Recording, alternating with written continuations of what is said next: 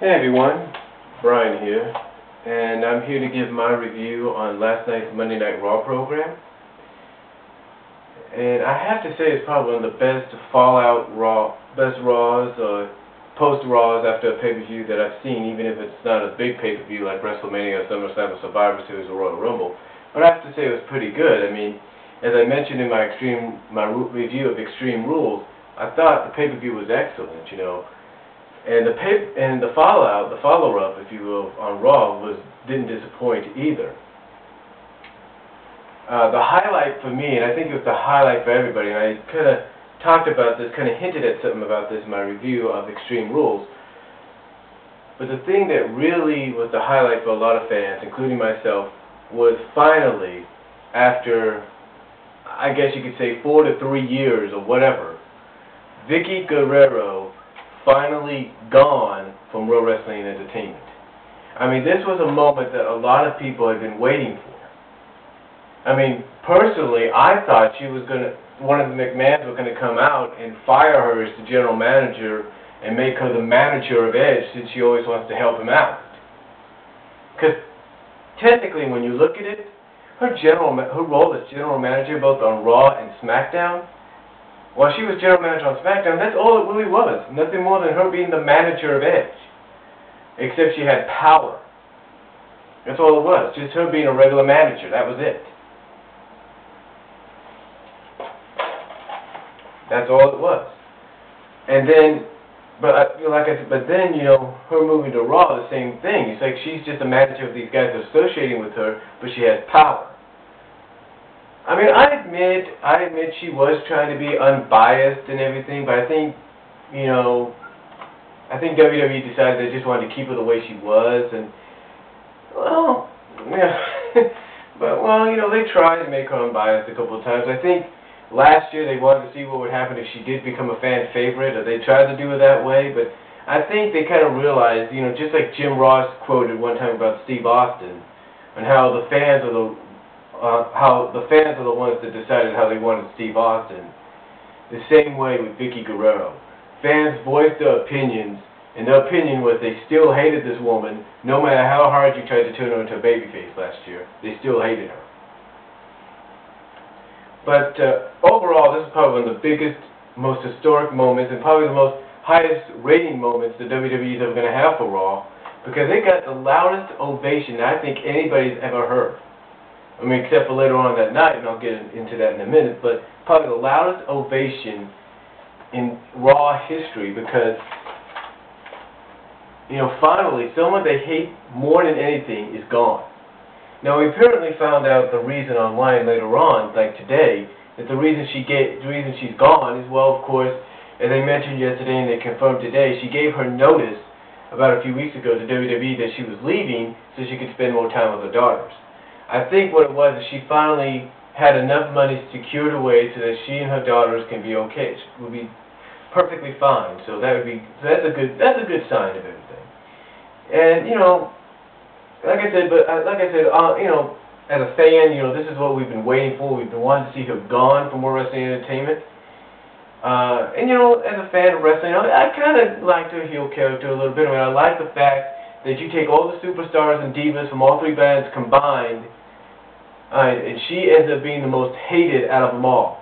I mean, technically, you take all the heel superstars and all the heel divas on all the brands, and she's the most hated among them all. I mean, that's how much hatred.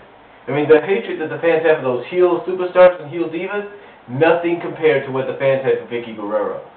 And, oh, man, like I said, just a standing ovation. Fans have been waiting for it for a long time. People posting on certain video sites right after, almost like a minute or two afterwards, saying, yes, she's gone, Vickie gone, thank you, God, there is a God. You know. Oh, I thought I was just checking it. Basically stating, I had to check them, I thought it was somebody else. But basically stating that Vickie Guerrero is now gone from World Wrestling Entertainment. Basically, everybody's ecstatic. I'm happy about it. And I love how WWE did the icing on the cake, if you will, by having, of all people, Edge come out and finally reveal the truth to Vickie that this whole falling in love marriage deal was nothing more than his way of staying on top as champion. That's all it was. That's all it was. I mean, I just love it. I love how the fact they had to just break down in the middle of the ring and possibly be escorted. Now, of course, she's gone from World Wrestling Entertainment, but I wouldn't be surprised if they follow up on her and probably say that she's kind of gone mental and that she is now being taken care of by her daughters and by doctors. You know, I wouldn't be surprised if they say something like that in the future. But overall, a great moment. Like I said, probably the highest rating moment they're going to have, one of the most historic ones, and probably one of the most anticipated in WWE history. Vickie Guerrero finally gone. But overall, Raw was pretty good as well. I mean, they had a good opening match between Kofi and Regal. I mean, Kofi Kingston, of course, beating William Regal. They had sort of a good Divas match. You know, Kelly, she's improving. Give her time, and she will, you know, probably be the Divas champ in the future. But I think what they're doing is they're leaning towards giving the Divas title to Mickie James real soon. So that'll be good because I like Mickie James. I mean, who doesn't? But you know, I think that's what they're leaning towards. But Maurice did beat Kelly. They had a six-man with Santino, Goldust, and Festus with Hornswoggle beating Kendrick, Chavo, and Jamie Noble. Let's see, what else did they have? I'm trying to think. Oh yeah, the opening promo and everything was Legacy, was Batista celebrating and Legacy coming down and attacking him, breaking his arm, if you will. And just basically a way of getting him out for about a few months so he can have surgery, which he had today, I think, on his tendon. And then, of course, Cody Rhodes and Ted DiBiase beat the tag team champions, the Colognes, Carlito and Primo, thus earning a tag team title shot. What else? Oh, MVP beat Matt Hardy. Good match there. And then, of course, the closing segment was going to be supposedly for the WWE title, in which if Batista didn't show, Randy was going to win this belt by forfeit. But that did not happen, because just when it looked like that was going to happen, the ambulance that Batista left in, supposedly, comes back. But instead of Batista being in there, who do we see? That's right, for most of you that saw it, Triple H. Triple H back on WWE television, back on Raw, thus continuing his feud with Randy Orton. I love the fact how they just put him over completely on Legacy, having him decimate them with a sledgehammer, beat the hell out of Orton. You know, I just love it. And like I said, you thought the Vickie Guerrero chant was loud. It probably was the loudest of all time. Ovation, you know, the things that she did. But this is the first time I can ever recall any fans chanting for the pedigree, for a finisher. And fans were just chanting pedigree, pedigree, pedigree. And finally, you know, Triple H does hit the pedigree on Randy Orton to end the show. Now, I won't be surprised if next week on the 3-hour, 3-for-all Monday Night Raw deal show, that Randy comes out and says, you know, he made a mistake, he let his ego or let his desire to be champion get in front of him, and now he's realized he didn't get the job done. I'm betting he's going to say something like, he's realized that he didn't get the job done, so now he's got to go back to square one and try to get the job done and do it correctly this time. So, overall, though, great follow-up to Extreme Rules, a great post-Extreme Rules Raw. Definitely great. Like I said, the highlight of the night, Vickie Guerrero quitting World Wrestling Entertainment, something fans have been waiting for years.